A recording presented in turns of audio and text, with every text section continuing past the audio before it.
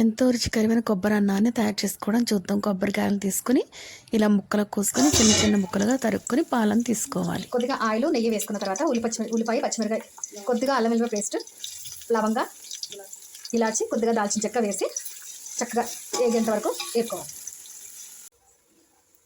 కొబ్బరి ముక్కల్ని మిక్సీలో వేసి ఇలా మెత్తని పేస్ట్ చేసుకుని దాన్ని వడకట్టుకొని పాలు తీసుకోవాలి. అలా తయారు చేసుకున్న పేస్ట్ని ఇలా జల్లెడ సహాయంతో వడకట్టుకోవాలి. వడకట్టుకొని చక్కటి ప్యూర్ పాలని తీసుకోవాలి.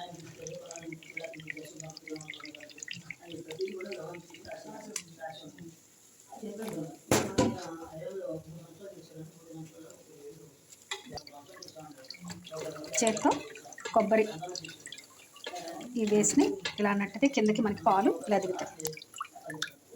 దీన్ని ఒక గ్లాస్కి 2 గ్లాసులు నిష్పత్తి చొప్పున ఒక గ్లాస్ బియ్యానికి 2 గ్లాసులు పాలు తీసుకోవాలి. ఈ గ్లాస్తో 4 గ్లాసులు బియ్యం వేస్తున్నామండి. దానికోసం దీంతో 8 గ్లాసుల పాలని తీసుకుంటున్నాం.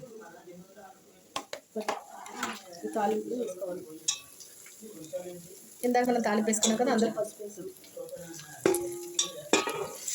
పాలు వేసుకోవాలి. దీనిలో కొద్దిగా పసుపు కూడా వేసాం, అందుకని ఆ కలర్ వచ్చింది. ఇది వేసిన తర్వాత రుచికి సరిపడా ఉప్పును కూడా వేసుకోవాలి.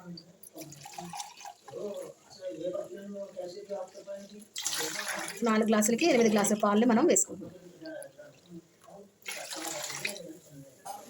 బియ్యాన్ని కొలిచి ఇలా శుభ్రంగా కడుక్కొని పక్కన ఉంచుకోవాలి. ఎసరు మరిగిన తర్వాత వేసుకోవాలి.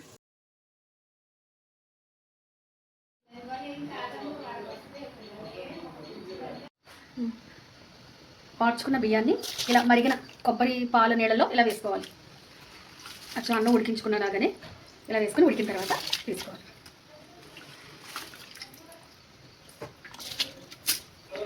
అన్నం వేసేలాగానే 1 గ్లాస్ బియ్యానికి 2 గ్లాస్ పాలు చొప్పున వేసుకోవాలి.